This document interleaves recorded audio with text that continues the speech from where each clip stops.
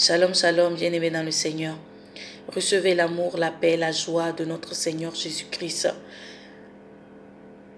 Que sa grâce demeure sur nos vies, au nom de Jésus.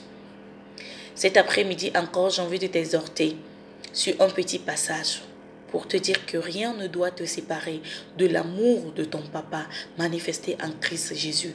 Rien ne doit te séparer, que ce soit la tribulation, que ce soit la persécution, que ce soit la faim, la nudité, le péril et l'épée, rien ne doit te séparer de l'amour de Dieu. Au contraire, cela doit te forger. Cela doit te forger parce que ce sont les épreuves et la qualité, c'est-à-dire que le degré d'épreuve dans ta vie démontre là où le Seigneur, l'élévation, là où le Seigneur veut t'amener. Il dit que ta souffrance présente ne sera comparée à ta gloire à venir. Mais il te connaissait avant que tu ne sois dans le sein de ta mère. Le Père te connaissait. Il t'a prédestiné. Il t'a justifié et il t'a glorifié. Mais pourquoi tu n'arrives pas à vivre cela? Parce que la vie que tu es en train de mener là, cette vie ne glorifie pas le nom de son Fils. Cette vie-là ne glorifie pas le nom de son Fils. Parce qu'il dit que ceux qu'il a prédestinés, il les a établis. Ils doivent être à l'image de son Fils.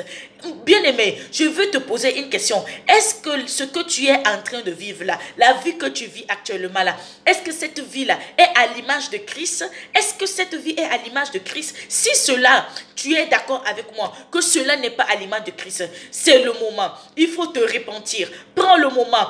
Examine ta vie, répands-toi, ne regarde pas aux yeux des gens, ne regarde pas aux yeux de ta famille ou qu'est-ce que les autres vont dire, parce qu'on a l'habitude de dire tout le monde fait la même chose, comme tout le monde fait, je fais. Tu n'es pas tout le monde, tu es précieux, tu as été prédestiné, il t'a appelé, il dit beaucoup sont appelés, mais peu sont élus, parce que nous tous sur la terre, on a été appelés. Dieu n'a pas créé quelqu'un et puis il ne l'a pas appelé, mais maintenant, c'est ta conscience, c'est ta marche, c'est ta vie qui doit déterminer ton appel. Et ton appel te permettra d'être justifié. Et quand il va te justifier, il va te glorifier. En ce moment, tu seras à l'image de son Fils.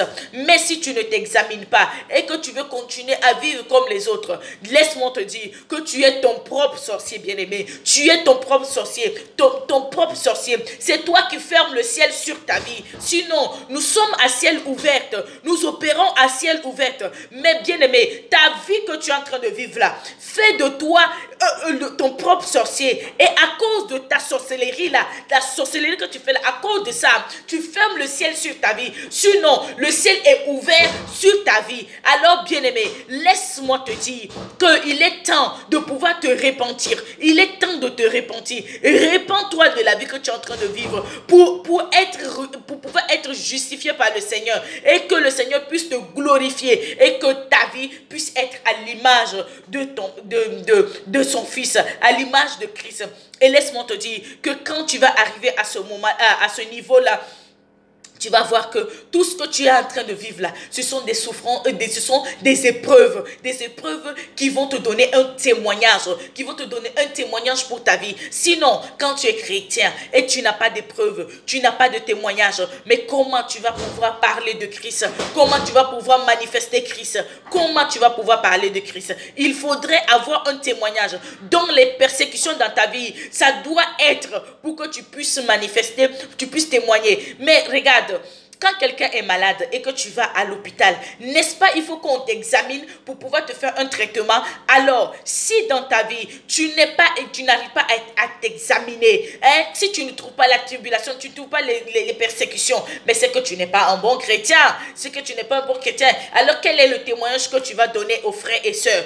Mais c'est pourquoi il faut se repentir, il faut rentrer dans l'appel de Dieu, dans le dessein de Dieu, accepter la justification, que tu es justifié et que l'amour de Dieu surpasse toutes choses dans ta vie. Alors là, tu diras, car rien ne te séparera de l'amour de Dieu. Rien ne te séparera de l'amour de Dieu. Ni la vie, ni la mort, ni les anges, ni les dominations, ni les choses présentes, ni les choses à venir, ni les puissances, ni les hauteurs, ni les profondeurs, ni aucun autre créature ne pourra te séparer de l'amour de ton papa. Tu vas demeurer dans son amour. Quelle que soit la situation, l'amour de Dieu va surpasser. Parce que cet amour-là, et transforme, l'amour change, l'amour renouvelle. Que Dieu te bénisse. Mais n'oublie pas, répands-toi de la vie, de ta propre vie, répands-toi, sinon tu es ton propre sorcier.